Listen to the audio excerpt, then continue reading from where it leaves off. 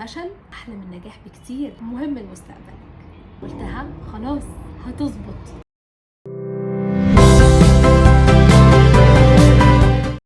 السلام عليكم، اهلا وسهلا بيكم في حلقه جديده من بودكاست لاتيه على ريحه مع ساره معتز، كل يوم جمعه الصبح. هو ليه كله بيتكلم عن الوصول؟ محدش اتكلم عن الرحله.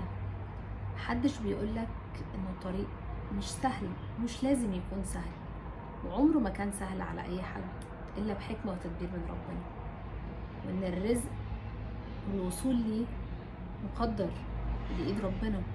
في ناس رزقها سهل، في ناس لازم تتعب شويه، في ناس لازم تتعب كتير. في يتعب قليل بيلاقي رزق كبير قوي، في يتعب كتير جدا ورزقه يبقى محدود شويه.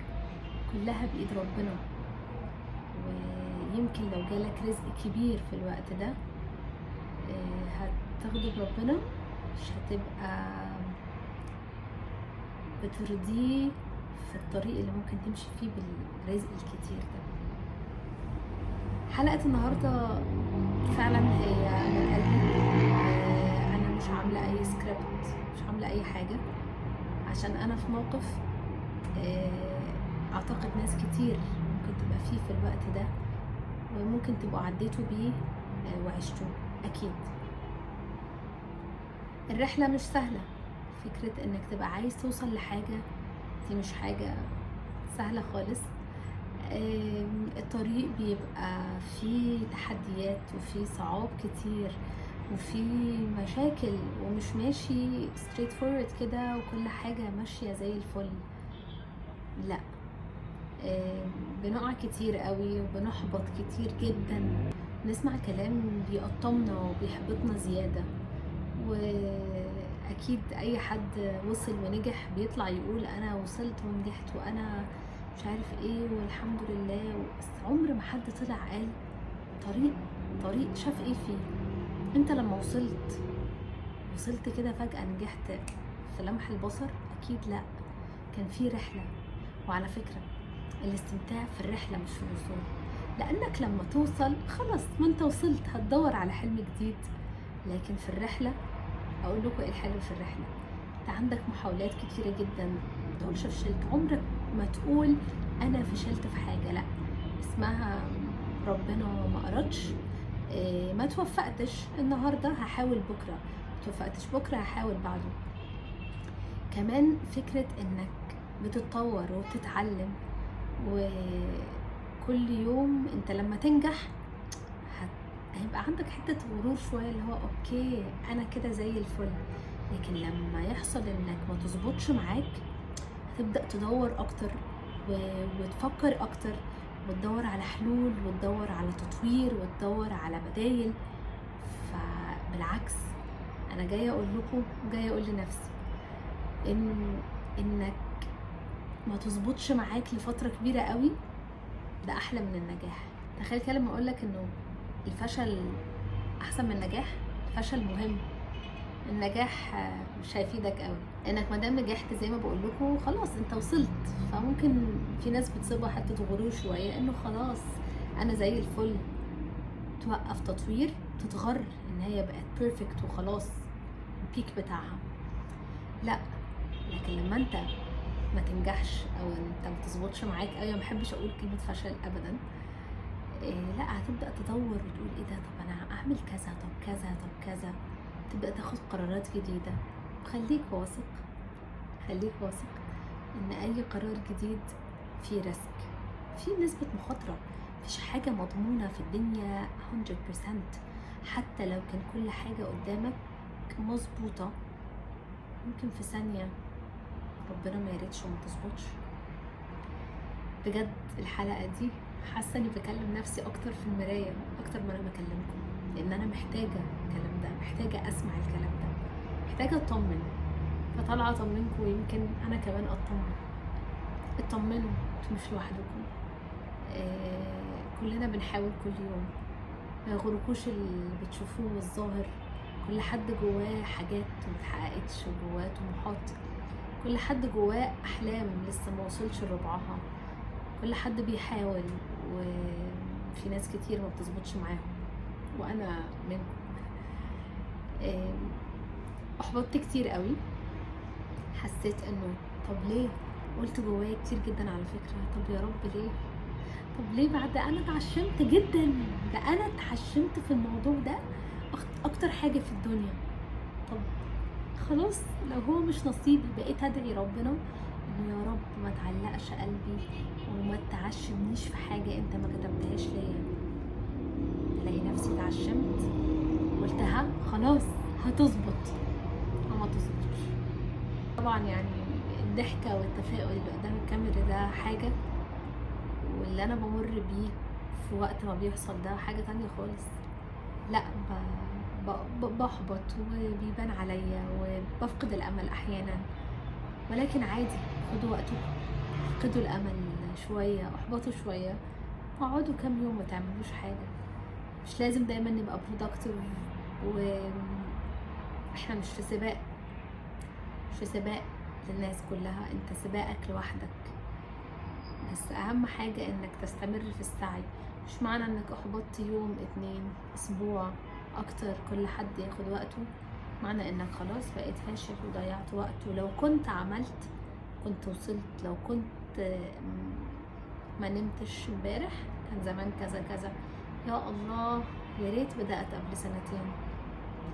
لو تفتح عمل الشيطان، ولو حاجة مش مكتوبة لك يبقى هي ما اتخلقتش ليك، واللي اتخلق ليك عمره ما هيفوتك، وعمر حد ما هياخد نصيبك. الحيوانات والطيور اللي بره اللي ما عندهاش عقل، ربنا كاتب لها رزقها، مش بتفكر زينا. احنا كمان ربنا كاتب رزقنا، احنا بس علينا نسعى وندعي ان دايما نسعى، ودايما ندعي دايما اننا نبقى ماشيين واحلامنا بتبقى ابتغاء لمرضات ربنا. ما يبقاش ان احنا بنحلم بحاجة ممكن يعني تخلينا نعصي ربنا نقع في حرام حتى لو بسيط، احنا منبقاش مدركينه.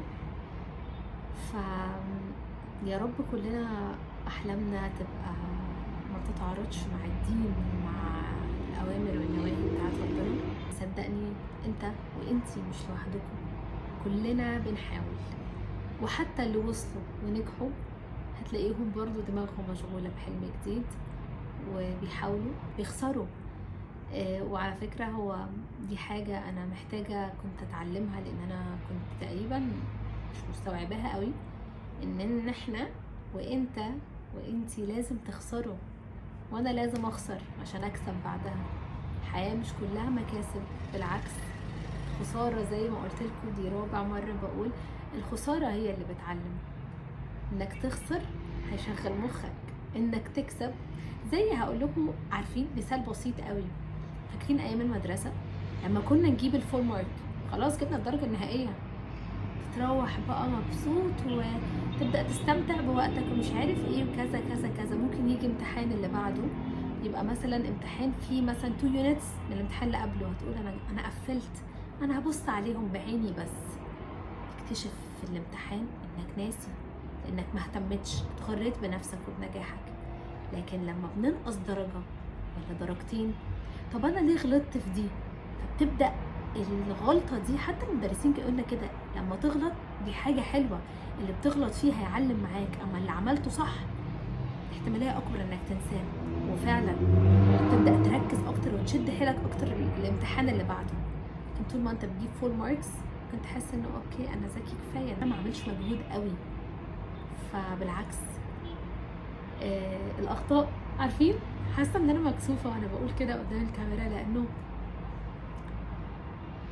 بره الكاميرا بجد انا الكلام ده في مخي، في الباك مايند عندي، في السبكونشس، في اللاوعي، ولكن في الحقيقه انا بفضل اقول برضو انه انا امتى هتظبط يا رب، الدنيا امتى هتظبط معايا يا رب، انا عايزه كذا، ليه مفيش حاجه ظبطت بقالي مش عارف قد ايه.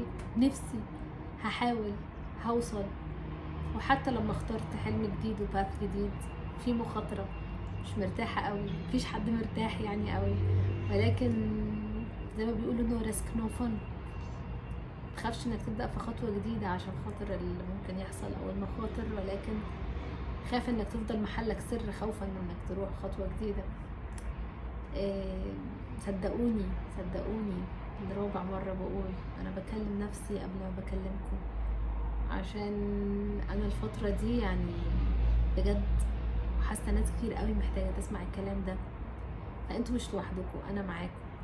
وانا كل ما الاقي نفسي بجد محبطة هدخل اسمع الحلقة دي، لان بجد ما فيش ناس كتير بتتكلم عن الرحلة، بجد كله بيتكلم عن الوصول.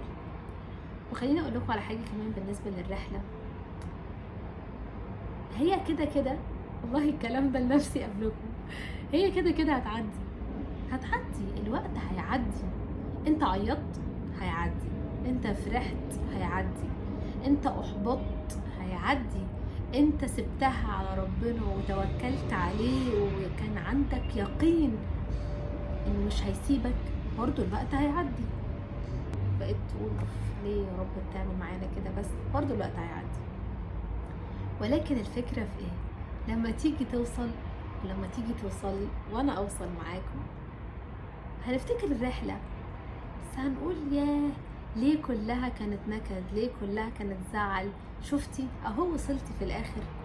فخلونا نحاول نبالانس، ندي وقت الاحباط والزعل وقته، وندي كمان وقت للتفكير وان احنا نفكر نفسنا انه لا عادي، بصي تشير اب، تفائلي، لانه كده هيعدي. عشان لما افتكر الوقت ده اقول طب والله انا ست جدعه، انا وقت ما كان عندي الدنيا ملخبطه جدا تمسكت وكنت قويه. كنتش قويه دايما، ولكن في اوقات كنت قويه فيها. فعشان نستمتع بالرحله احنا محتاجين نستمتع. ويا جماعه ويا ساره مش اخر الدنيا، صدقوني مش اخر الدنيا. ومفيش حد قاعد كده مستني ها حققتي ايه النهارده، ها حققتي ايه السنه دي، ها وصلتي، ها نجحتي، ها عملتي. محدش مستني. احنا لو بنعمل ده بنعمله لنفسينا فقط لا غير، مش لحد. ولو يعني معلش هو محدش هيمسك عليك حلمك انك ما نجحتش في الحلم ده وبدلته، مش شرط، ربنا مش كاتب لك تنجح وتوصل في الحلم ده. احنا مش في سباق، محدش مستني منا حاجه. والله قعدنا عم بقينا productive، بقينا كسولين لنفسنا في الاخر. no pressure، محدش يضغط على نفسه، محدش يقلق.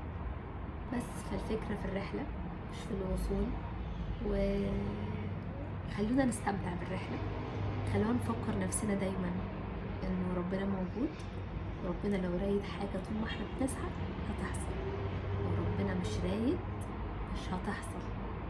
واللي اتخلق لك مش هيبقى لغيرك، وما اتخلقش ليك عمره ما هيبقى ليك.